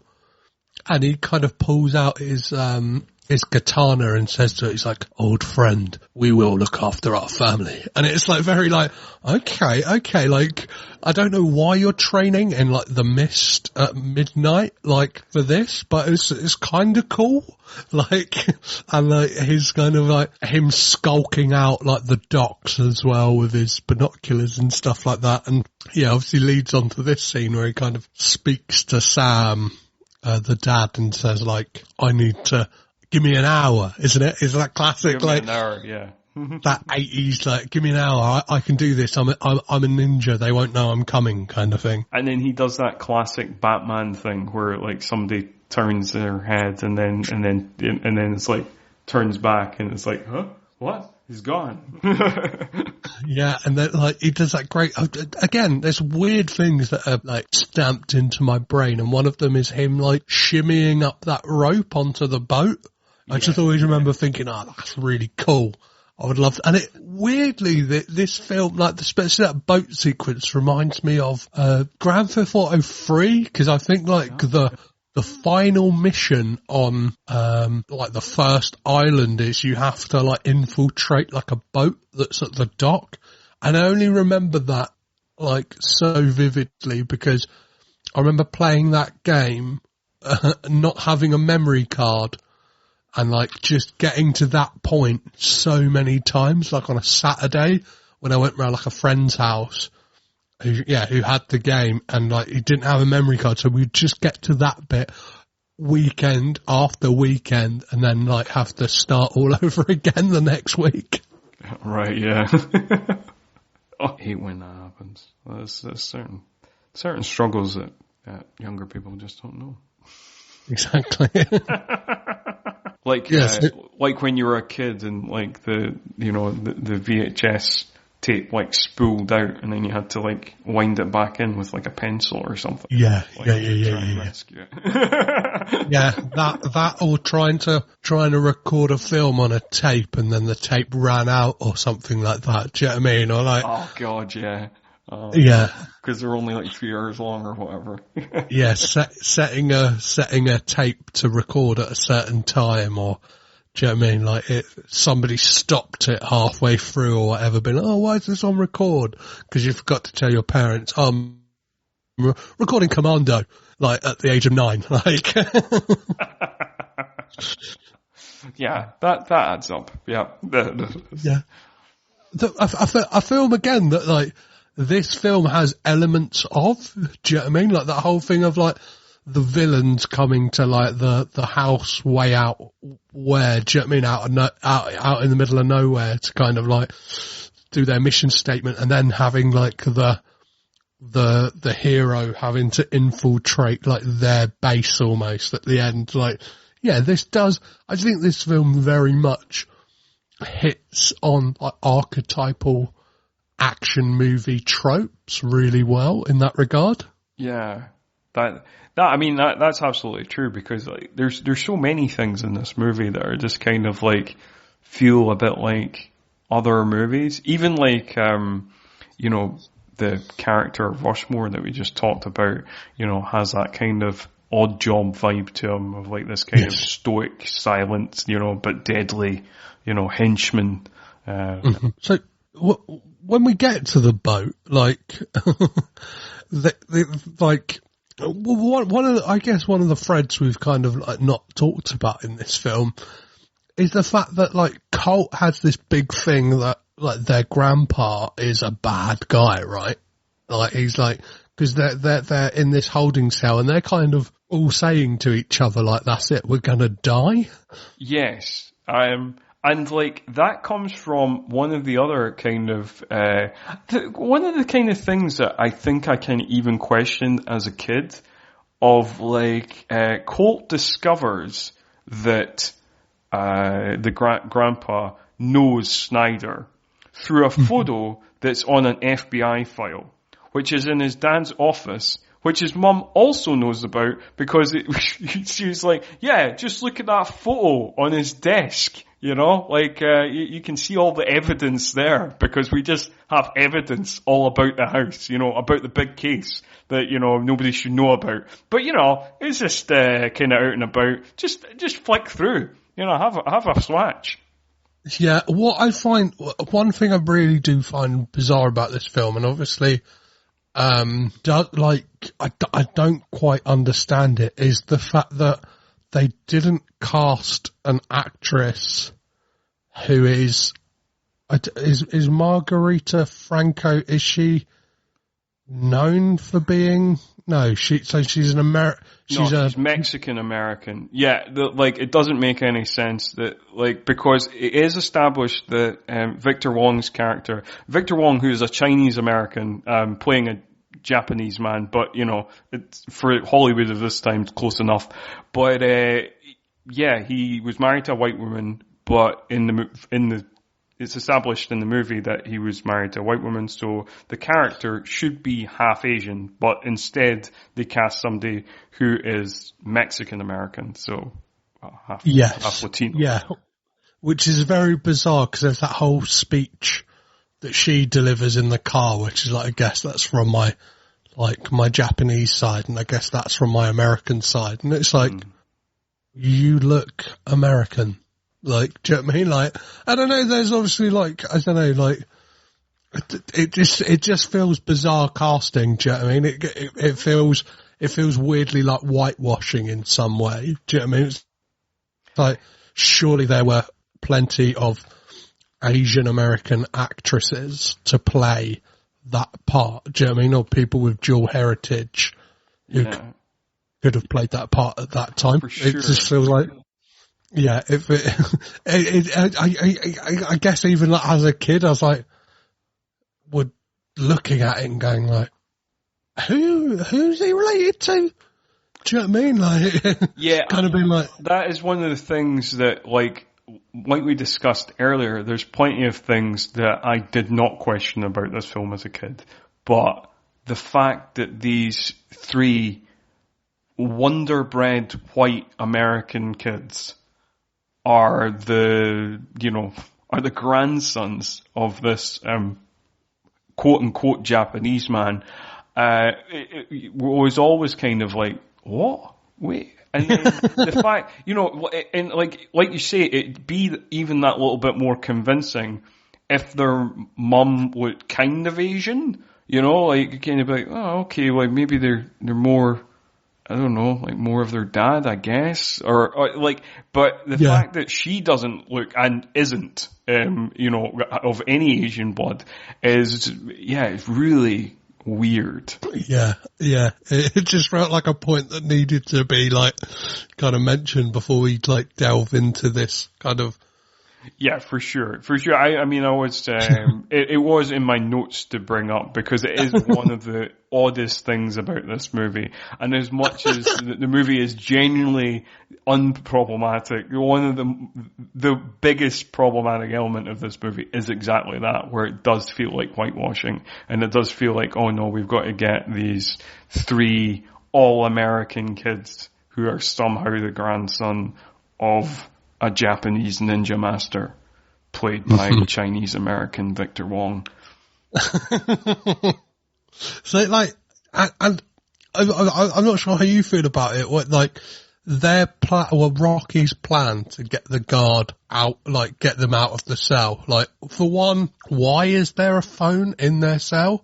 I put that in my notes. That was one of the things I put in my notes. I was just like, I was so confused. I was like, what? Why did they put them in that cell with a phone? And why why is there a switchboard? I don't understand. Yeah, why is there a switchboard on the boat? Frank? Is that you, Frank? None of this makes sense. I mean, at this stage I was just going with it. I love the fact that there's like, we're supposed to, obviously he knows that his name's Frank, like he must know how he sounds. There's 2 instances in this film where people do really unconvincing voices of other people and the people immediately buy it. Like, yes. There's that moment, and then there's the moment when Fester calls Emily to lure her to the house and goes, "Oh yeah, come on over. Like, would love to see you." And it's like, you imagine that Emily has got some like Helga style shrine to Rocky in a closet, like Hey Arnold style. Yet she's happy to just go, "Oh yeah, this guy who's clearly an adult putting on a child's voice, that's the guy I spend every day with. I'm going over." Do you know what I mean? I'm hopping out of bed, slipping my jammies off and getting into some comfies to go on over to see what's going on. Yeah, that is very true. That is also one of the scenes that made me laugh, of like, he's basically doing like a bad Mickey Mouse impersonation, but yes, that is completely convinced that was Rocky on the phone. And then Rocky does like a real like, yeah, it's akin to, that slowed down voice that Kevin McAllister does on his Talk Boy to be like, It's Peter McAllister, the father. And it's like, that doesn't sound like a human being. It's like, that clearly sounds like a 12-year-old boy pretending to be an older man, but being like, yeah, I'm just testing the phone. And it's like, why would they be doing tests on the phone? Like, do you know what I mean? I don't quite get it. Why do we test on the phone? People are just immediately convinced of things in this film. They're like, they don't question anything. There is no questions. It's just like, okay, that seems legit. I think we have to, it's phone testing day, right? In all the prisoner cells. Yeah, I think so. Yeah. Nobody questions Emily as well when she like provides that like ransom note from Snyder that she kind of presents to the FBI. She's like, "Oh yeah, by the way, here's a note for you." And it's like, what? Like, is she in on it? Is she a part of Snyder's gang? Yeah. I mean, again, I think sometimes the movie just forgets about things. It's just like, oh, we're on to the boat sequence now, the big action sequence. It's like, excuse me, there was like 3 kidnappers in the Home Alone sequence. Were they arrested? Did they go with Mr. Brown and the gang? Did they escape? Were they murdered? Because like they were threatened with being murdered if they failed in their mission. So like, did that happen? Like, no answers. Okay, movie, we'll just move on. Don't worry. Yeah, they don't tie that thread up, do they? And then they're just never talked about again. Yeah, that's bizarre. Because then when we get back to the boat, when we're on the boat, they obviously escape from their cell, and then that sequence of them kind of, just like going about the place and beating up guys, again is pretty fun stuff. And I like the kind of, there's that moment where they subvert like there being a big showdown, because there's that guy with the face paint, who I think is the actor who played Colt's like actual trainer in real life, instead of like, he's got like, again, these guys are like guns and katanas against kids, and like, he's obviously like wielding this katana, and then like Colt's like, leave it to me, and then just like basically like burns his face with steam, right? Yes, indeed. Burns his face with steam, and then like cuts his clothes to ribbons. That's basically what happens. But that scene always, like, that is one of those sequences that, like, from my childhood viewings, like, always really stuck in my head. Because obviously, he is probably the one ninja in the movie who's actually Asian. And also because he's got that face paint. And also because, like, he just does this weird thing where he licks his sword. And, like, it always just, like, is emblazoned in my memory of, like, what? Why did he do that? Seems like a weird thing to do before going into just being like, like, okay. Yeah, weirdly sexual for a kids film as well. Yeah. One of the things I don't quite understand about this boat as well is there's like multiple times they go down wooden stairs, and it doesn't feel like you'd have wooden stairs on like the type of ship it is. Do you know what I mean? Like, it's like... Yeah, you think it'd be like steel steps, like... Yeah, it's like this is clearly filmed on a set. Like, they had the boat for the exteriors, but it's like everything else, we're doing it on a set, guys.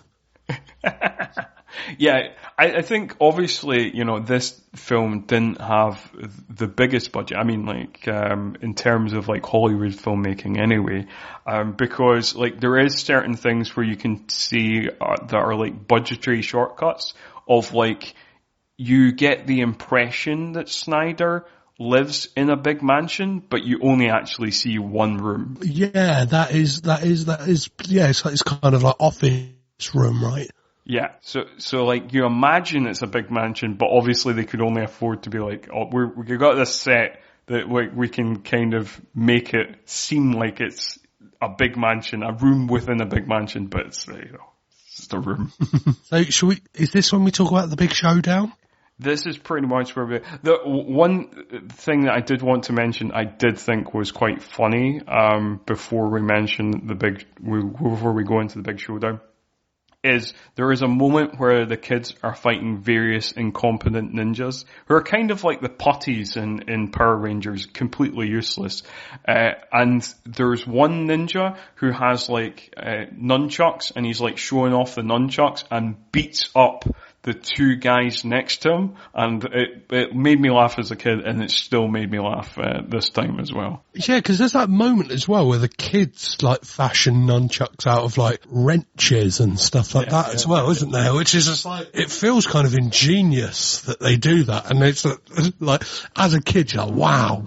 Watching it now as an adult, it's kind of a bit like, how did they do that? Like, yeah, I mean, these kids are, as we've established, magical, or possibly, like you say, the whole film is pretty much a fantasy where parts of it happen or parts of it are massively exaggerated. But yes, now we go into the final showdown, and like, I suppose the kids kind of have their showdown. And then obviously Grandpa has his showdown. So the kids' showdown is they meet back up again with Rushmore, who kind of handily kidnapped them. But this time, Grandpa says, "Remember the dummy," usefully, and they suddenly they just beat him up. And but I always like the way.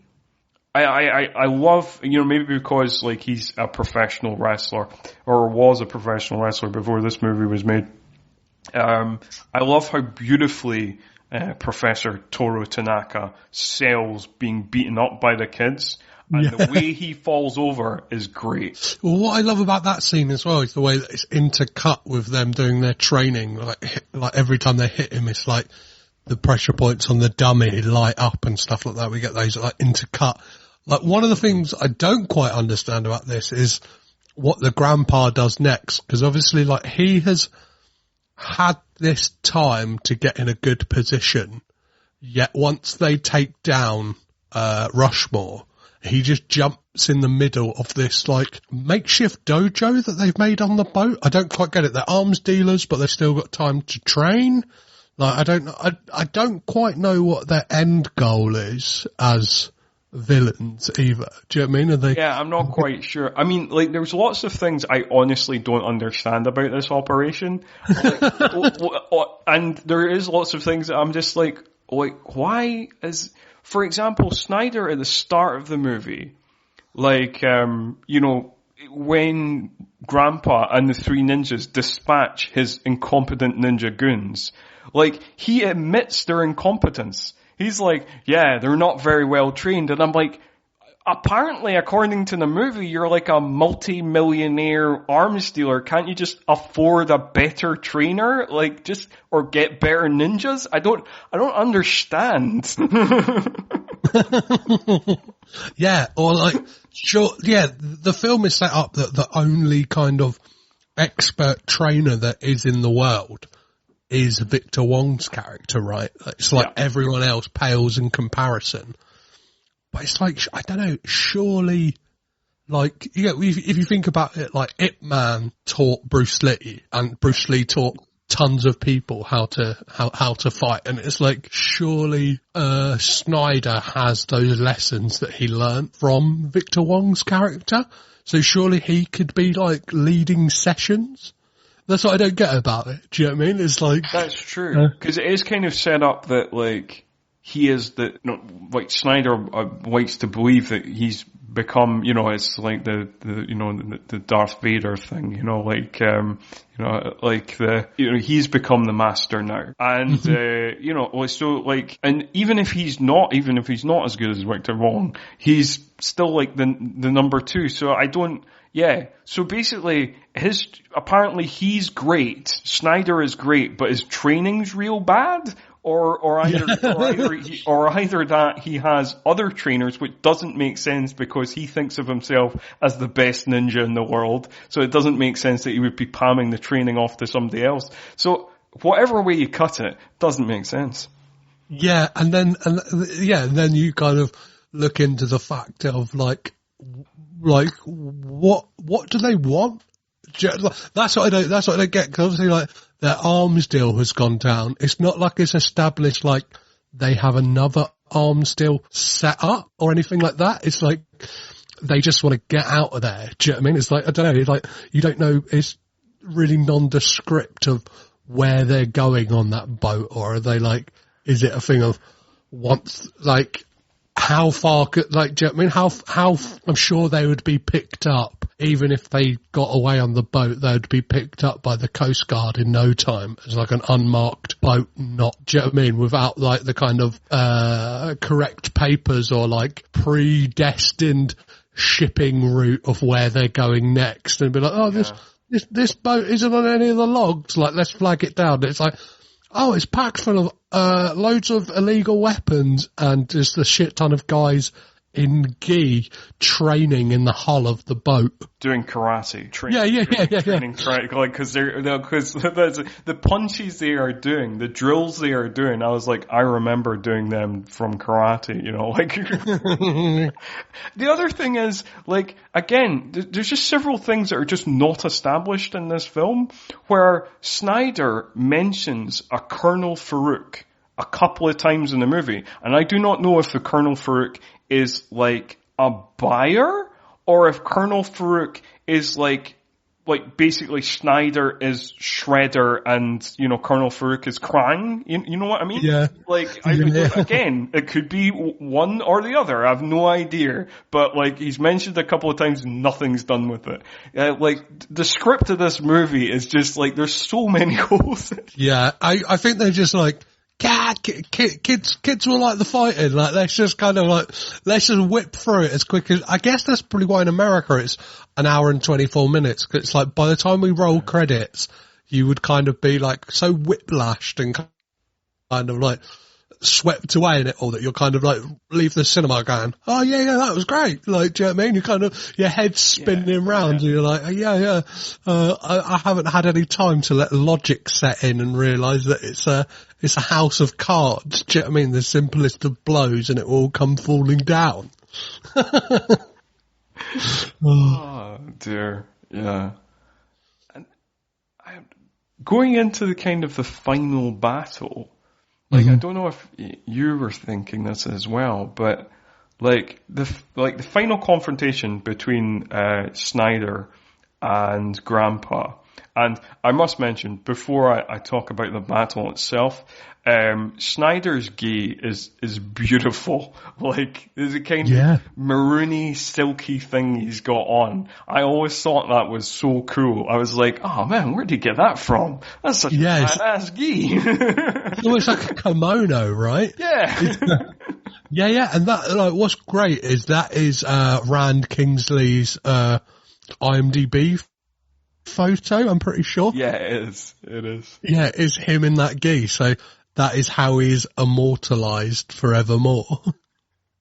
It is amazing. What a great quote. I wonder if he took that costume away with him. Like, cause you know how, like, sometimes film, actors and that take things from sets and stuff. Like, if I was given that gi, I'd be like, I don't know, it's currently in the wash. I'll give it back to you. It's okay.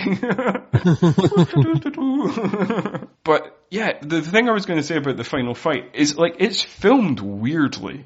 It's like a lot of the shots are like from the rafters above, and like I don't know if it's trying to obscure the kind of obvious stunt double work again, but it's kind of oddly filmed. I feel. Yeah, I think a lot of it does come down to that thing that they're trying to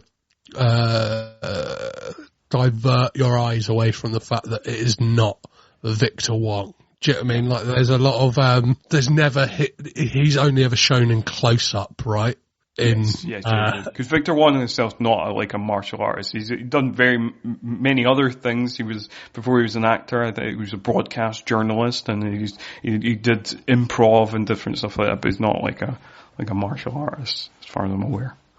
Yeah, but that's like when you think of like the Karate Kid, like Pat Morita, like, is at least given stuff that is doable for a man. It's kind of simple enough that like anybody, even somebody not from a martial art background, could do. Yeah. Yeah, and like whereas this, like, they're going, right, we're gonna get him doing like flips, like as I said earlier, he's moving around like he's 22, not like a man clearly in his like mid to late 60s. Yeah, it's a bit much to ask of anyone, but the fact that he is doing like these kind of double backflips and all this kind of stuff, and like all these kind of aerial attacks and drop kicks and flying kicks, and it's a bit. So yeah, so it is. I guess it is because of that. Of like they're trying to disguise things, but it kind of looks kind of awkward and clunky because you just oscillate between these kind of eagle eye shots and these kind of like real tight close ups. Like, just don't look. Just it's him. It's totally him, right? I love the fact as well before this battle that. Like Tum Tum gives us Chekhov's jelly beans, but being like, have my lucky jelly beans, and like that is the thing that like ultimately wins Victor Wong the battle. I always loved this sequence. It was always my favorite moment in the movie, because I love when a villain gets super overconfident and then gets his comeuppance straight afterwards. So when when Snyder picks him up and is like, whatever happened to, not going into a fight that you can't, only going into fights that you can win, and then he just rams a bunch of jelly beans in his mouth and he chokes on them. It's a beautiful moment. And I love the fact that ultimately, like, possibly the runt of the litter that is Tum Tum is kind of laughed at by the other siblings, is kind of like the one who saves them as well. Do you know what I mean? Like, yeah, absolutely. He's the one who gets like the joke name, like do you know what I mean? Like Rocky and Colt are pretty cool, and it's like, hey Tubby, you'll just be Tum Tum. Yeah. That is one of the other things of like a marker of it being super early 90s. Fat jokes. Yes. What is kind of interesting about, like, once, like, Snyder is choking on the jelly beans is, like, you get that moment where, Maury, the grandpa, like, has that moment where you can see, like, real anger and rage in his eyes, and it's kind of, again, similar to like Pat Morita in Karate Kid, where like he's given that option that like with a single blow he could like end this man's life, and it hangs on it for a good couple of seconds where you think, is he gonna do what Pat Morita does at the beginning of Karate Kid Part 2, where he just does the like onk on the nose? Do you know what I mean? Like he has that like, because it's like, is he going to hit him? Is he going to not? And then just he obviously decides like giving him that final blow is not, is not the move. Like I'll kind of let him wallow and kind of, or no, he like, yeah, Snyder gets shot, right? Doesn't he? Yeah, he gets shot in the shoulder because basically, like, Mori kind of picks him up and he is going to land that final blow, but then he looks over to his, to the grandkids, and he's like, oh no, I cannot. I mean, to be fair, like, 10 minutes ago, he ruthlessly, like, dispatched a couple of ninjas, murdering them, but, like, now he has second thoughts as he can see the children's sad faces, and he's like, no, I will not kill this man in front of the grandkids. I will only kill people when the grandkids can't see. And then he puts him down, and then Snyder is like, Snyder never loses, because he's the exact same sort of prick who talks about himself in the third person, and tries to grab one of the many ninjas' AK-47s and then gets shot in the shoulder. Again, it feels like the FBI come in at like the exact right moment. Do you know what I mean? They've probably been there the whole time, could have intervened earlier, yet they've let it play out and gone, right, no, now he's got a gun, let's shoot him. Do you know what I mean? Yeah, like, I can just imagine, like, Sam and the other FBI agents, like, kind of taking bets on the fight, of being like, nah, I'm sure Maury's got this. It's fine. I mean, like, yeah. If he is about to be murdered, we can intervene, guys. But, like, I think Maury's got this. Let's see how this plays out. Yeah, we got snipers in the rafters just in case, but until that point, we'll just hang back and see how it plays out. Yeah, that would have been great. A little cutaway to them guys going, you reckon he's got it? I don't know. Let's see how it plays out.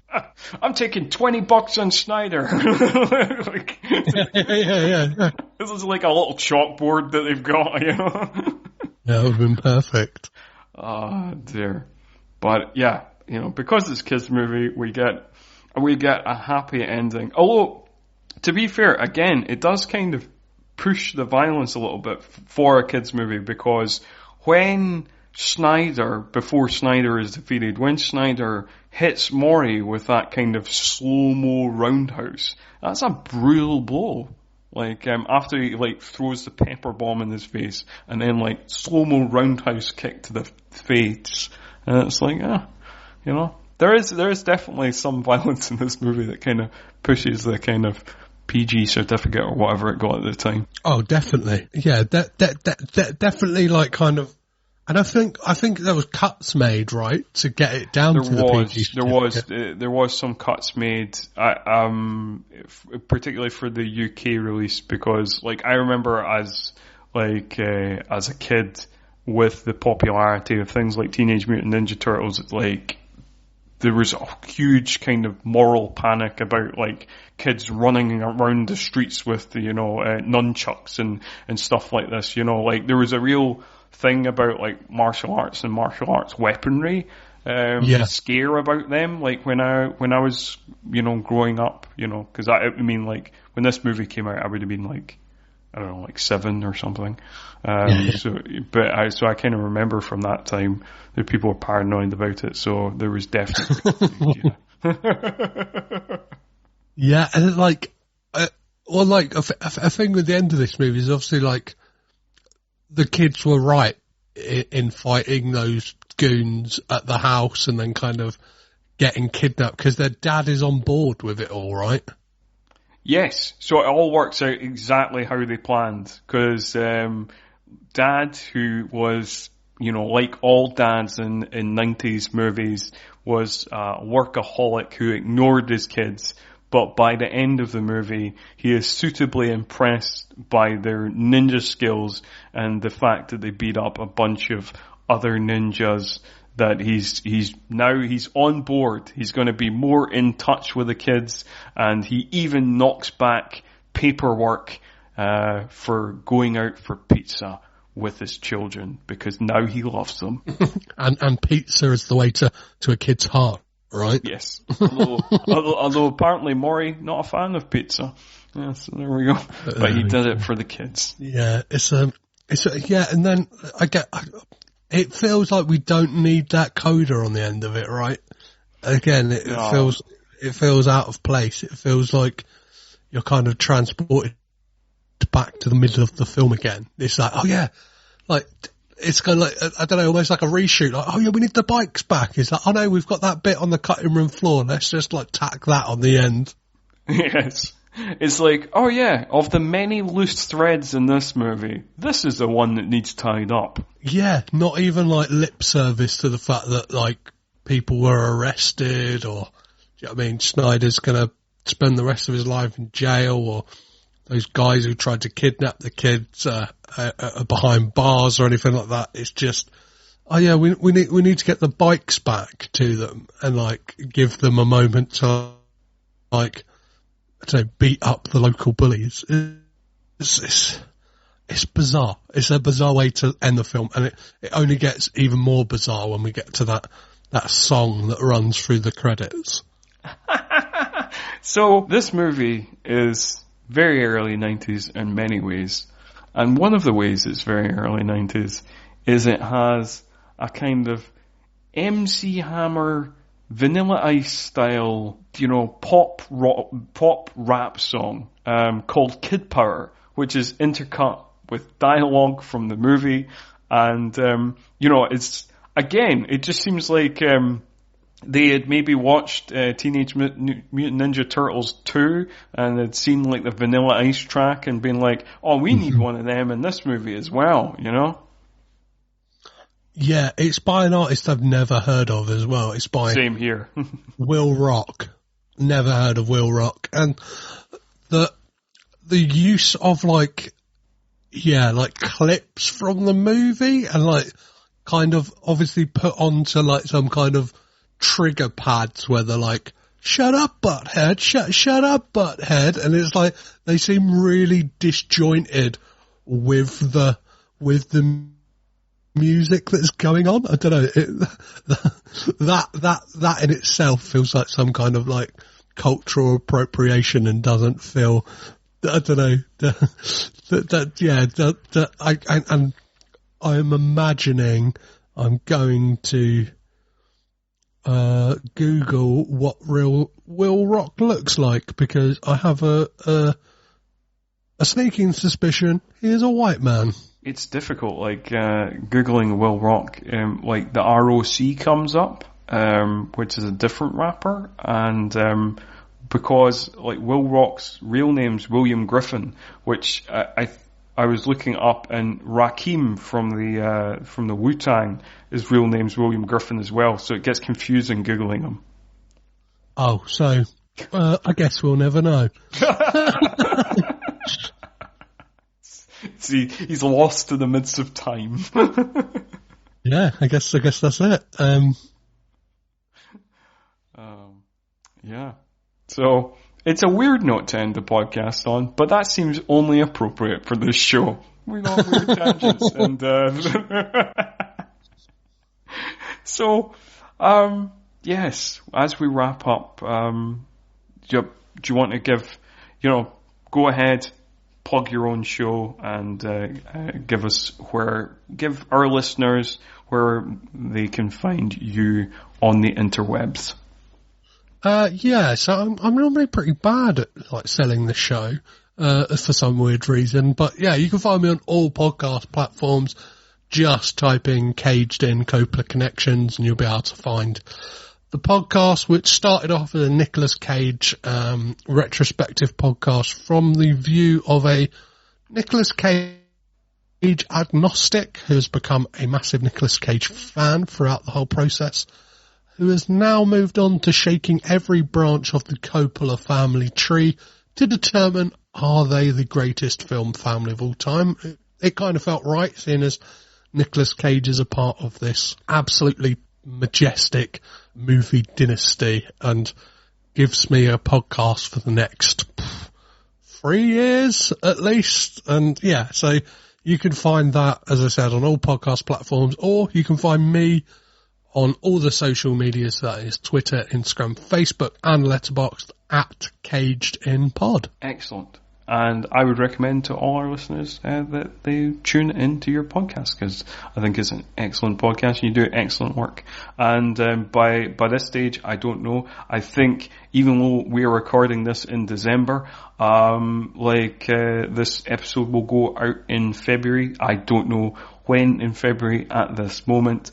So I might have appeared on your podcast by this stage. I might not have. I'm not sure. But we're talking to the future, as we so often do in this podcast, where things are often recorded out of order, and we admit that to the audience just to confuse them.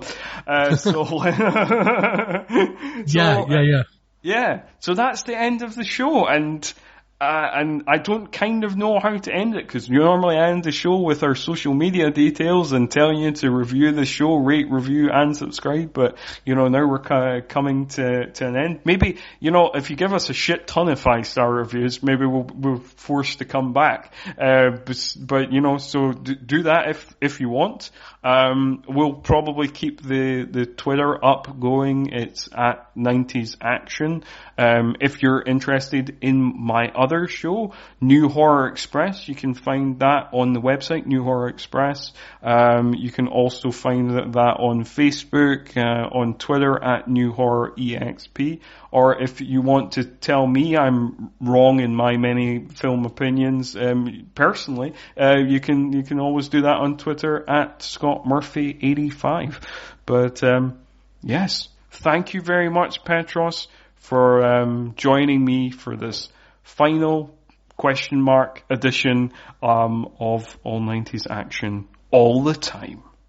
It's been an absolute pleasure. Thank you so much for having me. And goodbye to you all, listeners. I really hope you enjoyed this show for the short time that it's been on air. I know we have a couple of regular listeners, and yes, I hope everybody's had a good time with it. I did. I got to relive a bunch of movies and talk about a bunch of movies that I'm very nostalgic about in my childhood. And I also got to talk about some films that I never ever want to watch again. But you take the rough with the smooth. So goodbye to you all. Right, I've stopped my recording.